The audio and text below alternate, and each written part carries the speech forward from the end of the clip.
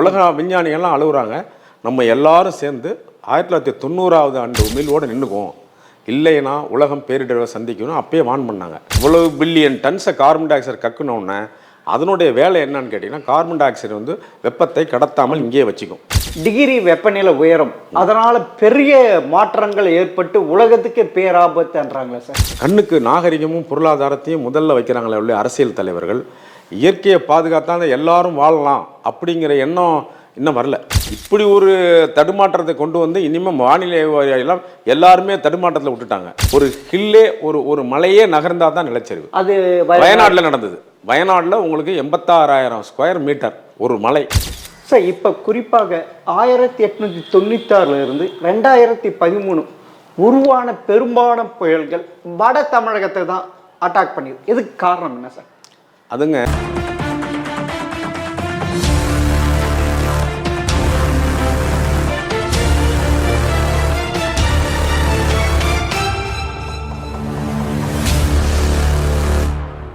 GeM TV நேயர்களுக்கு வணக்கம்.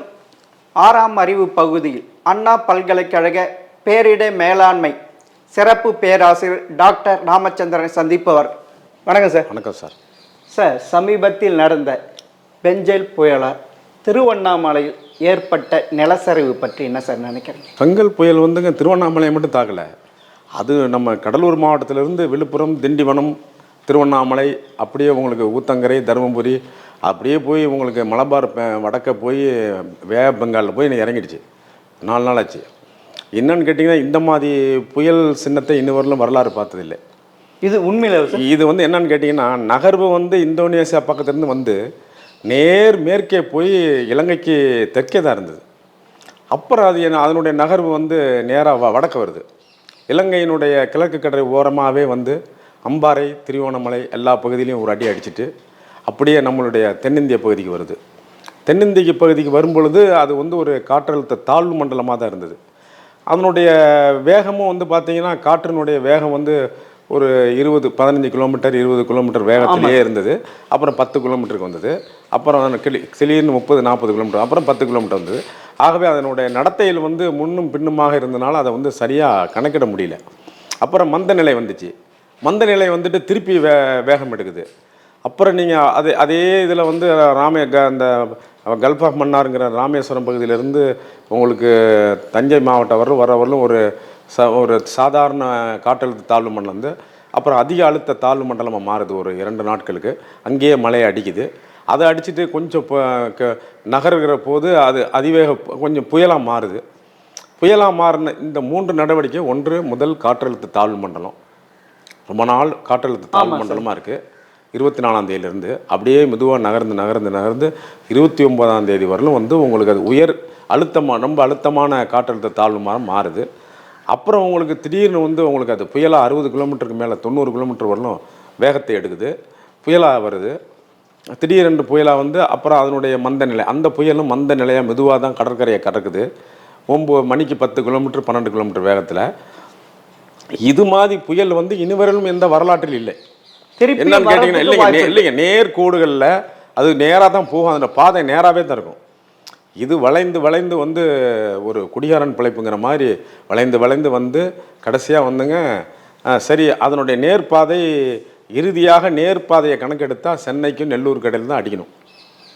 ஆனால் அப்படியே வந்து அவங்க அந்த இது கடலூர் மாவட்டம் வந்தோடனே அது மாறிக்குது. அப்படியே பாண்டிச்சேரி அப்படியே வந்து உங்களுக்கு மரக்காணத்துக்கும் பாண்டிச்சேரி பக்கத்தில் அப்படியே மேற்குமா திரும்பி கரையை கிடக்குது. அப்போ ஈவினிங் 30ஆம் தேதி 5:30 மணிக்கு மேலே கரையை கிடக்கும்போது இரவு நேரங்களில் அதிவேகமான மழையோட கரையை தட்டுது. அது வந்து அன்னைய தேதிக்கு திண்டிவனம், விழுப்புரத்தை ஒரு போடுது. பயங்கரமான மழை. இல்லை 41 சென்டிமீட்டர் மயிலம். இன்ன வரலும் மயிலையில் 51 சென்டிமீட்டர் மயிலம் இதுவரையிலும் பார்க்காத ஒரு மலையில். ஆமாம். ஆக அந்த 51 சென்டிமீட்டர் இருந்து அப்புறம் எல்லாமே 40 சென்டிமீட்டருமே அடியோன்னு மழை அடி. ஆனால் கிருஷ்ணகிரி ஊத்தங்கரை அதே 51 சென்டிமீட்டர் அப்படியே வந்து 40 சென்டிமீட்டர் அளவுலேயே தான் அந்த திருவண்ணாமலையெல்லாம் போய் ஊத்தங்கரையில் வந்து வெகு வேகமாக. ஆமாம் சார். வரலாறு காணாத அளவுக்கு வந்து உங்களுக்கு தேசிய நெடுஞ்சாலையே ஏரியா மாறுற அளவுக்கு கனமழை. இதெல்லாம் இந்த தலைமுறை பார்க்காத ஒரு ஒரு விடயமா இருக்கு. இல்ல எந்த தலைமுறையுமே இல்லை, பார்க்காத அது எந்த தலைமுறையிலையும் இந்த மாதிரி நடந்தது இல்லை. இல்ல. அந்த பழைய ரெக்கார்டை நீங்கள் விட்டுருங்க. 2000க்கு முன்னாடி வந்து மழையினுடைய அளவு தமிழர்கள் வரலாற்றில் வந்து 60 ஆண்டுகளுக்கு ஒரு முறை அந்த மழை பெய்யும். இந்தந்த ஆண்டுக்கு இந்தந்த மழை, இந்தந்த மழை, இந்த இயற்கை பேரிடர் இப்படிலாம் வந்து 60 ஆண்டுகளுக்கு ஒரு முறை வகுத்து வச்சுருந்தாங்க. பல்லாயிரக்கணக்கான வருடமாக உங்களுக்கு வானிலையை பற்றி முன்னோர்கள் வந்து அருமையாக வகுத்துருந்தாங்க. அப்போ ஒவ்வொரு வருஷமும் 60 வருஷம் முடியும். அடுத்த வருஷம் கடைசி 60வது வருஷம் முடியுது. இப்போ 59வது வருஷம் திருப்பி அங்கேருந்து திருப்பி வரும். திருப்பி 1வது மலை வருடத்துலேருந்து வரும். இதுதான் நம்மளுடைய தமிழர்கள் வந்து கண்டுகிட்டது. அது மூலமாக நடைமுறையை படுத்திக்குவாங்க, மேலாண்மை செய்துக்குவாங்க. அந்த மாதிரி மழையே இப்போ இல்லை சார். இப்படி ஒரு மாற்றம் ஏற்படுறதுக்கு காரணம் என்ன சார்? இந்த 2000க்கு பிற்பாடு பார்த்தீங்கன்னா 2000க்கு இல்லை, 1990லேருந்தே விஞ்ஞானிகள் இதை வந்து புவி வெப்பமடையுது. அதற்கெல்லாம் காரணம் கார்பனுடைய உமிழ்வுகள். கார்பன் டை ஆக்சைடு உமிழ்வு வந்து நிலக்கரி, பெட்ரோல், டீசலில் உமிழ்ந்துக்கிட்டே இருக்கும். இதனுடைய ஆபத்து வந்து ரொம்ப போகும் அப்படின்னு வந்துங்க ரொம்ப உலகளாவிய 90லேயே கத்த ஆரம்பித்தாங்க.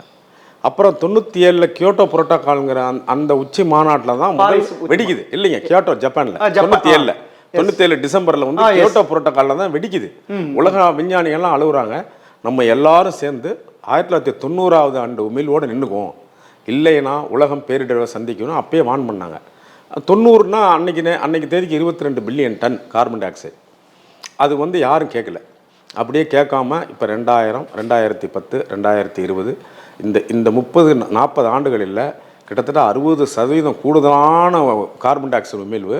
அதனுடைய காரணமாக 22 பில்லியன் டன்னாக இருந்தது, இன்னைக்கு 37.7 பில்லியன் டன். உலகம் கக்கி கார்பன் டை ஆக்சைடு உமிழ்வை கக்குறது வானமண்டலத்துக்கு இவ்வளவு பில்லியன் டன்ஸை கார்பன் டை ஆக்சைடு கக்குனோடனே அதனுடைய வேலை என்னன்னு கேட்டிங்கன்னா, கார்பன் டை ஆக்சைடு வந்து வெப்பத்தை கடத்தாமல் இங்கேயே வச்சுக்கும்.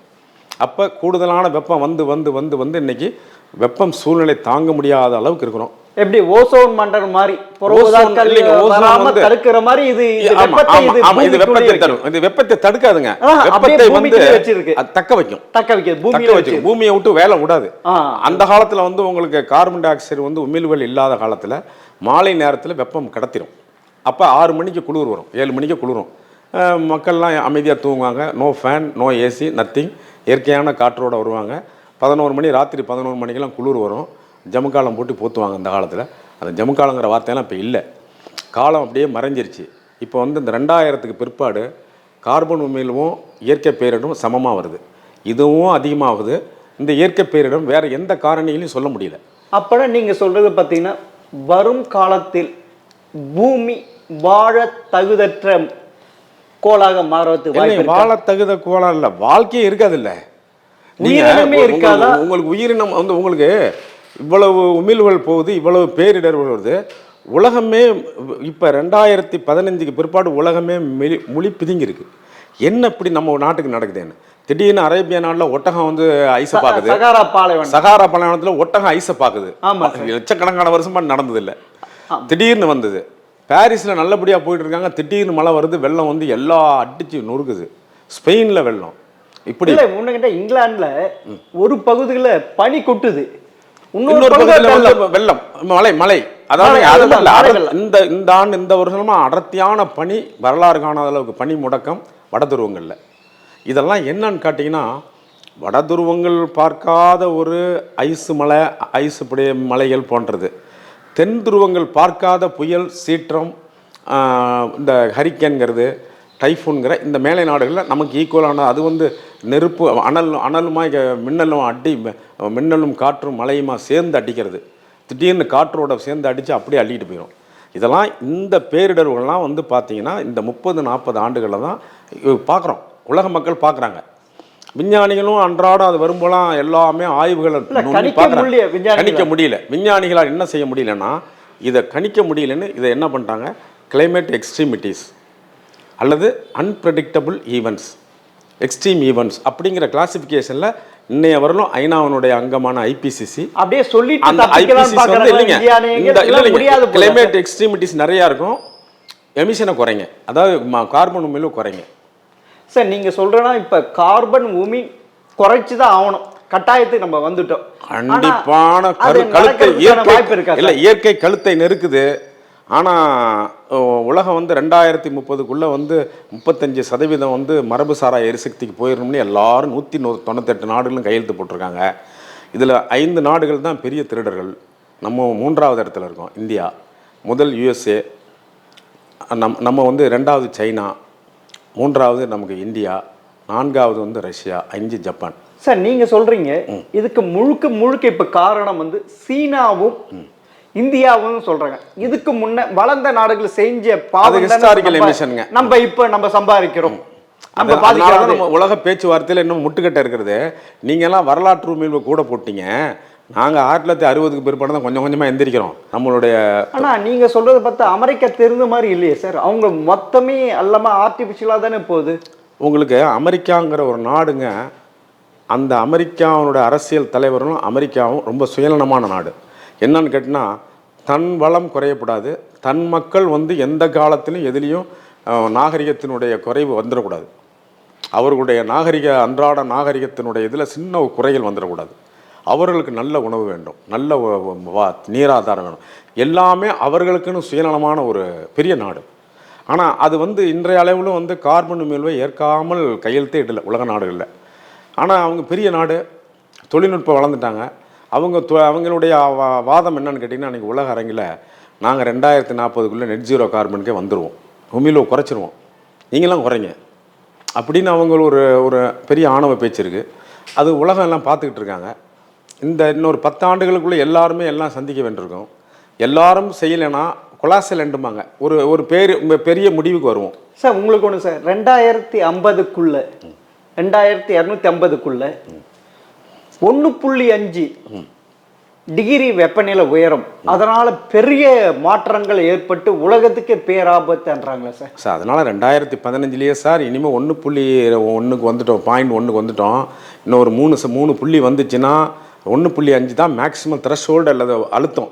அந்த அழுத்தத்துக்கு மேலே போனால் உலகத்தில் பேரிடர் வெடிக்கும், உலகம் அழிவும் தருவாய்க்கு வரும். அவ்வளோதான். அப்போ 1.5க்கு இன்னும் கிட்டக்க வந்துட்டோம், நம்ம எல்லாரும் வந்துட்டோம். இப்போ உலக நாடுகள் நிர்பந்தத்தில் ஒருத்தர் எமிஷனை கண்டிப்பாக குறைக்கணும்.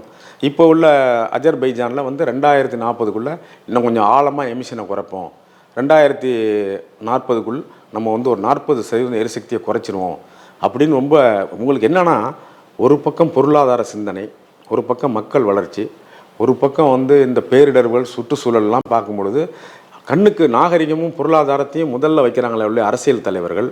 இயற்கையை பாதுகாத்தால் எல்லாரும் வாழலாம் அப்படிங்கிற எண்ணம் இன்னும் வரல சார். இப்போ அப்போன்னா இந்த இயற்கை மாற்றத்துக்கு காரணமாக ஒன்லி பெரும் வெள்ளம் பெருமழை மட்டும்தான் ஏற்படுமா, இல்லை வேற வெவ்வேறு விதமான இயற்கை சீற்றங்கள் உலகம் பூரா இருக்கு.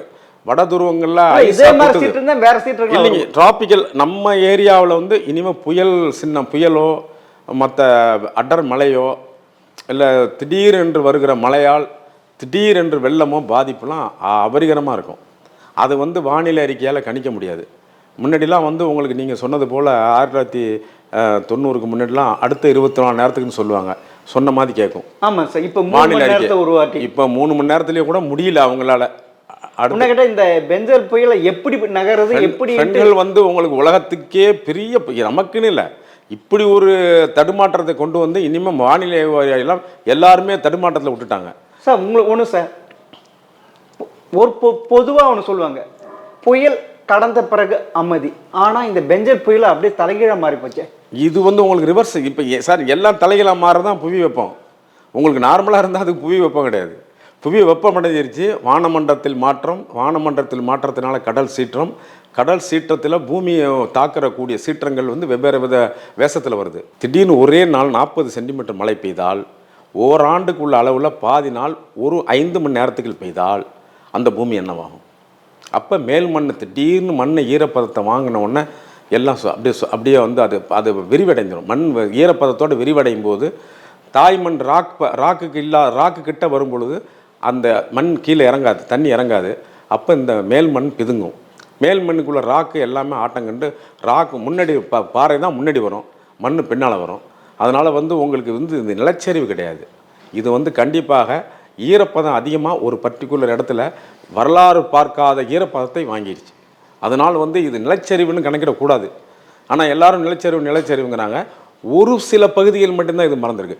ஒரு ஹில்லே ஒரு மலையே நகர்ந்தால் தான் நிலச்சரிவு. அது வயநாட்டில் நடந்தது. வயநாட்டில் உங்களுக்கு 86,000 ஸ்கொயர் மீட்டர் ஒரு மலை, ஒரு குன்று நகர்ந்து 8 கிலோமீட்டர் அப்படியே ஒப்பிடுச்சு. அது பெரும் நிலச்சரிவு. இந்த இடத்துல ஒரு பாறையோடு அந்த பாறை நகர்த்தி கொண்டு வந்த ஒரு வழித்தடங்களில் வந்து ஈரம் மண்ணும் அந்த செடி கொடியெல்லாம் நவந்துருச்சு.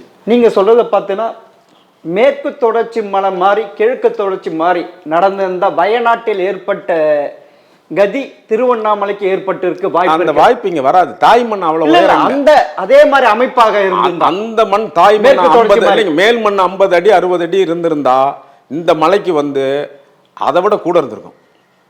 அதை விட கூட. இங்க மேல் மண் கம்மி தான்.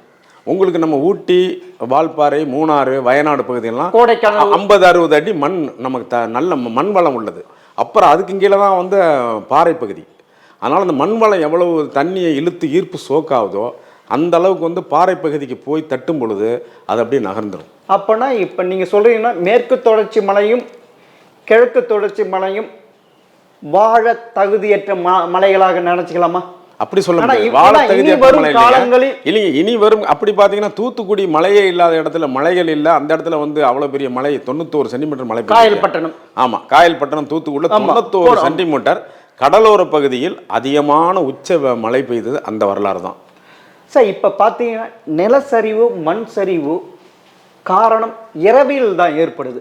அதுவும் பெருமழையும் இரவில் தான் வரும். பகல் நேரத்தில் வெப்பம் கூடுதுங்க. வெப்பம் கூடி கூடி மேகமூட்டத்தை கண்டென்ஸ் பண்ணி இரவு நேரங்களில் குளிர்காற்று வரும்போது அந்த இடத்துல இருந்து இரவு நேரங்களில் மழையாக பெய்யுது. பகல் நேரத்தில் இப்போ வெப்பம் பார்த்தீங்கன்னா அதிகரிச்சிருக்கு. வெப்பம் வந்து இவ்வளவு மழை காலங்கள்லேயும் 34 டிகிரி 32 டிகிரின்னு இன்னும் குறைய மாட்டேங்குது. வெப்பம் அதிகரிக்குது. சராசரி மழை விட கூடுதலாக 31% பெய்ய வாய்ப்பு இருக்குன்னு சொல்லியிருக்காங்க மத்திய வானிலை. அப்போ இருக்கிறப்ப இந்த டிசம்பர் மாதம் பெரும் அழிவு தமிழ்நாடு சந்திக்க ஏற்படுமா? தவறாக புரிந்து கொள்கிறார் மக்கள், தவறாக புரிந்து கொள்கிறார். அதாவது வழக்கத்தை விட அதிக மழைன்னு சொல்லிட்டு அவங்க நிறுத்துறாங்களே ஒழிய அது தடாலடி மழை, யாருக்கும் பிரயோஜனப்படாத ஒரு மழை. அதனால் என்ன பயன்? ஒரு 5 நாள் 6 நாள் பெய்தால் கொஞ்சம் சந்தோஷம். 5 மணி நேரத்தில் பெஞ்ச அந்த மழையை நீங்கள் எங்கே பிடிச்சி வைப்பீங்க? மழை அத்தனையும் போய் வெள்ளமாகவும் அடித்து காற்றாட்டுகள்லாம் அடித்து நிறவி கிளவி போய் வீணாக கடலில் தானே கிடக்குது. அந்த நீர் வந்து நிலத்தடி நீராக மாறாது. ஆக நிலத்தடி நீராக மாறாத ஒரு மழை எனக்கு எவ்வளவு அளவு கொடுத்தாலும் வழக்கத்தை விட 100% கூட 500% கூடன்னு சொன்னீங்கன்னா கூட அந்த அடாவடி திடீர் மழையால் எனக்கு எந்த பிரயோஜனம் இல்லையே. அப்போனா இப்போ வடகிழக்கு பருவமழையினால் கோடைக்கானல், ஊட்டி, நீலகிரி, ஏற்காடு, கிழக்கு தொடர்ச்சி மலை இதே போல் நிலச்சரிவும் மண் சரிவும் ஏற்படுவதற்கு அதிகமான வாய்ப்பு தானே இருக்கு. இல்லை, அதாவது என்ன, இனிமே அபரிகரமான மழை பெய்யும். அதனுடைய விளைவுகள் என்னவாக இருக்கலாம். திடீர்னு இந்த இடத்துல மலைச்சரிவு வரலான்னு சொல்ல முடியாது. எல்லாம் வந்து இனிமேல் கூட்டு மேலாண்மை தான். உங்களுக்கு நிலச்சரிவு வராமல் தடுத்துக்கிறதுக்கோ எல்லாத்துக்குமே வந்து இன்றைக்கி தொழில்நுட்பங்கள் இருக்குது, கட்டுமான பணிகள் இருக்குது. கிழக்கு பகுதியில் மண் பாறைகளோட பாறை தான். மேற்கு பகுதி அடர்ந்த 1000 வருஷங்களாக பெரிய மலை. அந்த வடமேற்கு பருவக்காற்று ஃபுல்லாக அந்த மலை வாங்கிக்கும். அங்கே மண்ணும் மலமும் கூடி கூடி கூடி ஒரு லட்சக்கணக்கான மண் வளம் பெருகிடுச்சு அங்கே. அது வந்து அது மழை பெய்து வயநாட்டில் எப்படி மேற்கு தொடர்ச்சி மலை தானே? இல்லை, அது கிழக்கு தொடர்ச்சி மலையினுடைய மேற்கு பகுதி. மேற்கு பகுதி. ஆனால் மேற்கு கேரள பகுதி, கேரள பகுதிகளுக்கு எல்லாம் மண் அடர்ந்தா மண் இருக்கும். அது நீலகிரி வரலும் வந்து இருக்கும், இந்தாண்ட வால்பாறை வரலும் இருக்கும். நம்ம கிழக்கு பக்கம் வந்து பார்த்தீங்கன்னா இப்போ ஒரு அம்பாசமுத்திரமோ திருநெல்வேலியோ போடியோ கம்பமோ குற்றாலம் பகுதிகளிலோ அந்த மண் அளவு இல்லை, அவ்வளவு பெரிய மண் பகுதிகள் இல்லை. அதனால் வந்து இந்த பக்கம் வந்து நமக்கு நார்த் ஈஸ்ட் மான்சூன் அல்லது வடகிழக்கு பருவக்காற்றால் வருகிற பாதிப்பில் நமது மலைப்பகுதிகளுக்கு எந்த பாதிப்பு இதுவரை நடந்ததில்லை. இந்த தடவை முதல் தடவை காரணம் மழை அலை மழைனா இந்த மாதிரி மழையை எவரும் பார்த்ததில்லை, வரலாறில் கண்டதில்லை. சார் இப்போ இன்னும் வடகிழக்கு பருவமழை முடியல அப்படின்னா புயல்கள் நிறைய உருவாகும். அப்படி இருக்கிறப்ப தமிழகத்துக்கு எந்த மாதிரி ஆபத்து வர்றதுக்கு வாய்ப்பு இருக்குது? ஆபத்து இல்லாமல் இருக்கலாமா? அது ஆபத்து இல்லாமல் இருக்கலாம். எப்படி இருந்தாலும் ஓரிரு மழை இன்னும் வந்து அந்த நார்த் ஈஸ்ட் மான்சூன் வித்ட்ரால் அது பின்வாங்கணும். இது பின்வாங்கலை. அதே தீவிரத்தில் தான் அந்த காற்று வந்துக்கிட்டு இருக்கு. வடகிழக்கு பருவக்காற்றினுடைய காற்று பின்வாங்கினா தான் மழை இல்லைன்னு நிச்சயப்படலாம். அதே காற்று வேகம் இன்னமும் இருக்குது. அதனால் எப்பொழுதும் மழை வரலாம். சார் இது லா நீனோ அப்படி இருக்கிறப்ப அதிகமான மழை கொடுக்க இது அப்படி இருக்கிறப்ப அதிகமான மழை தானே வரும். எல்லினோ இருந்தால் பரவாயில்ல. இல்லைங்க, லா நீனாங்கிறது நமக்கு ஈரப்பதத்தை பசிபிக் கடல்லேருந்து கொண்டு வர்ற ஒரு நிகழ்வு. அந்த ஈரப்பதத்தோட நமக்கு வடகிழக்கு பருவக்காற்றும் தீவிரமடைஞ்சிருக்கு. அந்த ஈரப்பதமும் இந்த ஈரப்பதம் இயற்கையாக வருகிற ஈரப்பதம்லாம் கூடி அதிகமான கனமழையை தான் கொடுக்கணுமோ ஒழி இப்படி ஒரு பேரிடர்வுகளையும் உங்களுக்கு வந்து பெரிய புயல் சின்னம்லாம் வரும்னு எதிர்பார்க்க முடியாத ஒன்று. சார் இப்போ குறிப்பாக 1896 இருந்து 2013 உருவான பெரும்பாலான புயல்கள் வட தமிழகத்தை தான் அட்டாக் பண்ணிது. இதுக்கு காரணம் என்ன சார்? அதுங்க எங்கே தென்கிழக்கு எங்கேருந்து புறப்பட்டு வந்தாலும் வந்து உங்களுக்கு வந்து அது நாகப்பட்டினத்துலேருந்து மசூலிப்பட்டினத்துக்குள்ளே தான் அடிச்சிருக்கு. இதுதான் இடைவெளி. நாகப்பட்டினத்துக்கு மசூலிப்பட்டினத்துக்கு இடையில தான் அது ஒரு 100 ஆண்டுகளாக நமக்கு தாக்கி இருக்குது. அதனுடைய வழிப்பயணங்களும் இந்த இடத்துல இப்படி வருதுன்னா இப்படி வரும்னு நமக்கு நல்லா தெரியும். அந்த காலத்தில் தொழில்நுட்பம் கம்மியாக இருந்த காலத்தில் வழித்தடங்களை அருமையாக கணிச்சாங்க. அதே மாதிரியே கரையேறிச்சு. இப்போ நம்ம டாப்லர் லிடாராக வச்சுருக்கோம். எவ்வரி 10 சென்டிமீட்டருக்கெலாம் நம்ம கணக்கிட்டுடலாம்.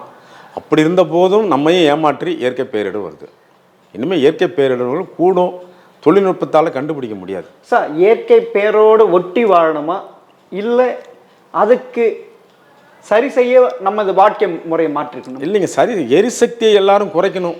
எரிசக்தியை குறைச்சிங்கன்னா கார்பனுடைய உமிழ்வு குறைஞ்சிட்டா கொஞ்சம் கொஞ்சமாக படிப்படியாக இன்னும் ஒரு 50 ஆண்டுகளில் வந்து அது வந்து சமசீருக்கு வரும். அப்படி ஒருவேளை இல்லைன்னா நம்ம எல்லாரும் சேர்ந்து அழிவை சந்திக்க வேண்டியதான். அழிவை சந்திப்பதற்கு நம்மளே டைனோசர் இல்லாம போன காலம் மாதிரி திருப்பி அப்படி ஒரு நிலைமை வரும்னு சொல்லுங்க. எதிர்பார்க்கலாம். ஏன்னா உங்களுக்கு பேரிடர் இவ்வளோ வருது. நம்ம தெரிஞ்சும் அந்த இடத்துல வந்து தெரிஞ்சும் நெருப்புன்னு கையை வச்சா அது உங்களுக்கு சுடத்தானே செய்யும். அதே மாதிரி ஆபத்துகள் வரத்தான் செய்யும். ஆபத்துகளில் எவ்வளவு இழப்பு வரும். இப்போ நம்ம மட்டும் இழப்பு இல்லையே, மனிதர்கள் மட்டும் இல்லையே, வனவிலங்குகளுக்கும் அவர்களுக்கும் ஈக்குவல் சொந்தம் இருக்குது, தாவரங்களுக்கும் ஈக்குவல் சொந்தம் இருக்குது, கடல்வாழ் இனங்களுக்கும் ஈக்குவல் சொந்தம் இருக்குது. எல்லாரும் எண்டுக்கு தானே ஒரு முடிவுக்கு தானே போயிட்டுருக்கோம். அதனால் இந்த முடிவை தவிர்க்கணும். கார்பன் உமிழை குறைந்து இயற்கையோட வாழ கார்பன் உமிழ் தான் இது முழுக்க காரணம். கார்பன் உமிழ்வு தான். அதை வந்து ஏற்றுக்கொள்ளாதவர்கள் இருக்கிறார்கள் என்றால் அவர்கள் வந்து ஏதோ அவர்களுக்குள்ள அரசியல். அப்போனா நம்ம கார்பன் உமிழ் தடுக்கணும்னா இயற்கை ஒட்டி வாழணுமா? இயற்கை இல்லைங்க, எரிசக்தியை குறைக்கணும். நாகரிகங்கிற போர்வையில் அதிகமான மின்சாரத்தை உபயோகப்படுத்துறதுலாம் ரொம்ப கட்டுப்படுத்தணும். பெட்ரோல் டீசலை வந்து குறைக்கணும். எல்லாம் தனித்தனி நபர்கள் வாகனம். சார் அது நீங்கள் பணக்காரங்க பல லைட்டு போட்டிருப்பாங்க, ஏழைங்க ஒரு லைட்டு, அது அவங்க மேலே இது வருவாங்க. இல்லை சார், அதான் பணக்காரரோ ஏழைகளோ நீங்கள் 5 பல்பு தான் எரிக்கலான்னு சமசீர் பண்ண வேண்டியதானே. நான் சட்டத்தில் இருக்குன்னா தான் முடியும். சட்டத்தில் இருக்காத வரையிலும் பெரிய அதுவும் இந்தியா போன்ற நாடுகள் என்னன்னு கேட்டிங்கன்னா அதிகமான ஏழ்மை இங்கே தான் இருக்குது, அதிகமான பணக்காரர்கள் இங்கே தான் இருக்காங்க. சமசீரற்ற ஒரு சமூகம். இதில் சட்டத்தில் இருக்கி தான் அவனுக்கு ஒவ்வொருத்தரையும் வீட்டுக்கு 5 பல்பு கம்பல்சரியாக கொண்டு வந்தால ஒழிய எதிர்காலத்தில் வந்து அப்புறம் நீங்கள் எல்லோரும் சேர்ந்த இயற்கை பேரிடர் வரும்போது ஏழை பணக்காரர்களுக்கு வித்தியாசம் இல்லை. இது இப்போ இந்த கார்பன் உமியினால் உலகத்துக்கே பேராபத்தை நம்ம குறிப்பாக சார் உலகத்துக்கே பேரிடர்வு பூமத்திய ரேகை சவுத் ஏசியான்னு இல்லைங்க, ஆசியா கண்டத்தில் வந்து உங்களுக்கு பூமியின் காற்றினுடைய கடல் பகுதிகள் அதிகமாக இருக்கிறதுனால கடல் பகுதிகளில் பூமத்திய ரேகை சுற்றிலும் வந்து பெரிய ஆபத்துகள் வரும். அதே மாதிரி தென் அமெரிக்கா பகுதிகளையும் வரும். இடர்வுகள் வராமல் இல்லை. பொதுவாக ஜனத்தொகை அதிகமாக உள்ள பொருளாதாரத்தில் வந்து வேகமாக நடைபோடுகிற இடத்துல வந்து இன்னும் வெப்பம் தாக்கும். ஹீட் ஐலண்ட்னு பேர், உங்களுக்கு வெப்பம் தாக்கும். இப்போ வந்து வங்காள விரிகுடாவும் சரி இந்திய பெருங்கலும் சரி அதிகமாக வெப்பமாக கொண்டு இருக்குது. அதனால் குறிப்பாக தென் ஆசியா மிகப்பெரிய ஆபத்தில் இருக்கின்றாங்க, குறிப்பாக இந்தியா அப்படி இருக்கின்றாங்களா சார்? இல்லைங்க, அது வந்து எல்லாமே வந்து கடல்களில் வந்து பசிபிக் கடலில் உள்ள மாற்றம் தான் இங்கே வருது. மேற்கே வந்து அட்லாண்டிக் கடல்லேருந்து மாற்றங்கள் அந்த பகுதியில் வருது. ஆக வந்து கடல் பகுதியை நம்ம தகுதிக்காக பேர் வச்சுக்கிட்டோமோ இல்லையா, கடல் மொத்தத்துக்கு பூமத்திய ரேகையினுடைய ஒட்டிய பகுதிகள் எல்லாத்துக்கும் பேராபத்துகள் தான். இப்போ நம்ம பூமத்திய ரேகை அருகில் இருக்கணும். அதனால் நமக்கு இடர்வுகள் கூட. ஏன்னா வெப்பம் வந்து சூரிய ஒளியுடைய வெப்பம் சுற்றி வருகிற பொழுது அதிகமான வெப்பத்தை நமக்கு தான் கொடுக்கும். அப்போ அதிகமான புவி வெப்பத்தால் வந்து கடலில் வந்து மேலே நீராவியாகி மேகங்கள் கூட்டமாகிறதும் அதனுடைய கடலினுடைய காற்றினுடைய விசைகள் மாறுகிறதும் அதிகமாக இங்கே இருக்கும். அப்போனா பூமத்திய ரேகை ஒட்டி உருவாகும் குறைந்த காற்றழுத்த தாழ்வு புயலாக உருவாகும் போது குறிப்பாக தமிழகத்துக்கு பேராபத்து இருக்குது இல்லை? தமிழகத்தின்னு சொல்ல முடியும், தென் மாநிலங்கள் எல்லாமே ஒரிசா வரலும் உள்ளவங்களும் பேராபத்து தானே. அது எந்த இடத்துல கரையை கிடக்குதுங்கிறது தான் இப்போ முக்கியம். அது எங்கே கிடைக்குதுன்னு உங்களுக்கு சென்னைக்கு கரெக்டாக கிடக்கணும்னு சொல்லி திருப்பி இருந்தோம்னா ஆபத்து. ஏன்னா குறிப்பாக வடகிழக்கு பருவமழை தமிழகத்துக்கு ஒரு ஸ்பெஷல். ஏன்னா இந்தியாவுக்கு தமிழகத்துக்கு ஸ்பெஷல் இல்லைங்க, தமிழகத்துக்கு ஸ்பெஷல்லாம் கிடையாது. அப்படி நம்மளா ஒரு போர்வையை போற்றி கூடாது. ஒரிசா மாநில வரலும் உள்ள ஒரு பேரிடர்கள் அங்கங்கே சந்திச்சுக்கிட்டு தான் இருக்கு. சென்றாண்டு ஒரிசாவில் கரையை கடந்தது இல்லை? ஆமாம் சார். அதனால் புயல் உங்களுக்கு அந்த கிழக்கு கடற்கரை உங்களுக்கு ஒரிசாவிலேருந்து நம்ம ராமேஸ்வரம் கன்னியாகுமரி வரலும் இந்த கிழக்கு கடற்கரை இதே தான் இருக்கும். ஆனால் தென் தமிழகத்தில் பெரிய அளவில் பார்த்தீங்கன்னா புயல் தாக்கம் இல்லையே சார்? இல்லைங்க, அது இன்னும் வரலும் இல்லை. இனிமேல் எதிர்காலம் எப்படி எந்த இடத்தை தாக்கும்னு கணிக்க முடியாது. புயல் தாக்குற இடம் எந்த இடமா இருக்கலாம். ஏன்னா இன்றைக்கி வானிலையை ஒரு கணக்கிட முடியாத ஒன்றை நம்ம ஒரு நேயர்களுக்கு சொல்கிறது தப்பு. எதிர்காலம் பேரிடர் உள்ள இந்த நூற்றாண்டு எரிசக்தியை குறைச்சிக்கிங்க, வினையிலிருந்து வெளியே வாங்க, இல்லை என்றால் எல்லாருக்கும் வினை. நீங்கள் சொல்கிறீங்கன்னா பெருமழை, பெரும் வறட்சி, இது ரெண்டு தான் எக்ஸ்ட்ரீம். இந்த எக்ஸ்ட்ரீம்ஸ் தான் இருக்கும். இது காடுகள் தீப்பற்றி எரியுறது, அது மேலை நாடுகள். நமக்கு அது பெரிய தீப்பற்றி எரியறதுக்கு நம்மகிட்ட அவ்வளவு பெரிய வெப்பமண்டல நாடுகளாக இருந்தாலும் இங்கே காடுகள் தீப்பிரிச்சு எரியுங்கிறது ஒரு சின்ன ஒரு எதுக்கு ஏன்னு கேட்டீங்கன்னா, பல்லாயிரக்கணக்கான நிலப்பரப்பு சமவெளியிலேயே காடுகள் அங்கே உள்ளது. இங்கே மலைப்பகுதிகளில் தான் காடுகள். ஒரு பக்கம் தீ பிடிச்சாலும் அடுத்த பக்கம் போய் நம்ம அணைச்சிருவோம். அதிக ஜனத்தொகையெல்லாம் இருக்குது. இன்னமும் நமக்கு காட்டு தீ சிறிய பகுதியில் தான். அங்கே அதனுடைய மேற்கத்திய நாடு பல்லாயிரக்கணக்கான சமவெளி பகுதிமா அப்படியே உங்களுக்கு ஒரு இடத்துல தீ பிடிச்சா அப்படியே பிடிப்புன்னு எரியும். அது இல்லாமல் அதில் உள்ள மரங்கள்லாம் பயன் மரங்கள், சாம்பிராணி மரங்கள். நம்மகிட்ட ஹார்ட்வுட்னு பேர். நம்மளுடைய மரங்களில் தீ அதுல இல்லைங்க, அது கற்பூர மரம்னு பேர். அந்த பக்கம் பைன் ட்ரீஸ் கற்பூர மரங்கள் கடற்கடன்னு தீ பிடிக்கும். அதனால் தீப்பிடிச்சு எரியக்கூடியது நமக்கு அந்த வாய்ப்பு இல்லை சார். இப்போ இன்னும் ஒரு மாதம் தான் இருக்கு இந்த வடகிழக்கு பருவமழை. அப்போனா தமிழகத்திற்கு எந்த மாதிரி ஆபத்து சந்திக்க வேண்டிய நிலைமை ஏற்படும் சார்? இல்லைங்க, அதாவது இல்ல மழை காலத்தில் பெருமழை காலத்தில் பகலில் தூங்கி இரவில் மூழ்கிட்டு இருக்கணுமா? இல்லைங்க, ஒன்றும் இல்லை. வானிலை அறிக்கை பிரகாரம் இன்னைக்கு உள்ள காற்றினுடைய அளவு இன்னும் நார்த் ஈஸ்ட் மான்சூன் அதே அளவு காற்று தான் வீசிகிட்டு இருக்கு. அது எந்த இடத்தில் மேகங்களை கொண்டு வரும், எண்ணத்தை கொண்டு வரும், எந்த இடத்தில் மழை பொழியுங்கிறது காத்திருந்து தான் பார்க்கணும். உலக நாடுகள் எல்லாருமே இதில் எச்சரிக்கையோடு ஒருத்தர் கூட கை கொடுத்துக்கிறது தான் நல்லது சார். உலக நாடுகள் இருக்கட்டும், இப்போதைக்கு நம்ம சேஃபாக இருக்கணும் சார். அதுக்கு சார் நம்ம சேஃப் ஆகிறதுக்கு இயற்கை தான் வடகிழக்கு பருவமழை இயற்கை தான் உதவி செய்யணும். இயற்கை உதவி செஞ்சால் நம்ம தப்பிச்சுக்கலாம். இயற்கை உதவி செய்யாவிடில் ஆபத்து. இயற்கையை மாற்றம், இயற்கை தானே நம்மளை இப்போ எவ்வளோ தூரம் கொண்டு வந்து விட்டு இருக்கு. ஆமாம், அப்போ அதை எதிர்நோக்கி தான் ஆகணும். நீங்கள் அதனுடைய விளைவுகளுக்கு எதிர்நோக்கி இருக்கணும். அதுக்கு பேர் ப்ரிப்பேர்ட்னஸ்ன்னு பேர். நீங்கள் அதை இம்பேக்ட் அதை அடிக்க போகுது, நம்ம அதை நம்ம அதுக்கிட்ட இருந்து நம்ம எப்படி காப்பாற்றிக்கலாங்கிற மேலாண்மை தான் நம்ம. அப்போனா இந்த வடகிழக்கு பருவமை ஒரு மந்தில் பெரும் நிலச்சரிவையும் எதையுமே மேலாண்மை யுக்தி, முன்னெச்சரிக்கை நடவடிக்கை, ஃபோர்வார்னிங் சிஸ்டம் சொல்றாங்க. அப்பனா இது அரசு முன்னெச்சரிக்கை நடவடிக்கைனா மக்கள் முன்னெச்சரிக்கை நடவடிக்கை, இதுல யாருடைய பங்கு அதிகமா இருக்கு சார்? அரசுனுடைய நடவடிக்கை எவ்வளவு இருந்தாலும் ஒரு திடீரென்று ஒரு இடத்துல பெஞ்சிட்டா திடீர்னு அரசு அந்த இடத்துல நிற்க முடியாது. தனிநபர்களுக்கு ஒவ்வொருத்தரும் ஒருத்தர் பக்கத்தில் ஒருத்தர் உதவி, தனிநபர்கள் உங்களை காத்துக்கிட்டு அரசு உதவி வர்ற வரையிலும் நம்மளை காத்துக்கணும். இதெல்லாம் இன்றைக்கி ஒரு புரிதல் வேண்டும். புரிதல் இல்லாமல் தனி மனிதர்கள் அரசு மேலேயே எல்லாமே பழிய போட முடியாது. அரசு பெரிய ஆபத்துகள்கிட்ட திடீர்னு போய் 2 மணி நேரத்தில் அரசினுடைய உபகரணங்கள்லாம் உடனே அந்த இடத்துக்கு வரும் கூட இயலாத காரியம். ஆகவே எல்லாம் கூட்டு மேலாண்மை தான் சார். நீங்கள் சொல்கிறத இனி 2 மணி நேரம் 3 நேரம் அடமழை, ஒரு மாதம் பெய்ய வேண்டிய மழையோ ஒரு வருடம் பெய்ய வேண்டிய மழையோ 5 மணி நேரம் 5 மணி நேரத்தில் அவ்வளோதான். அதற்கு நீங்கள் மேலாண்மை யுக்தி தான், அதை மேலாண்மை யுக்தி தான். மேலாண்மை மக்கள் அதுக்கேற்ற மாதிரி நம்மளை தயார்படுத்திக் கொள்ள வேண்டும்.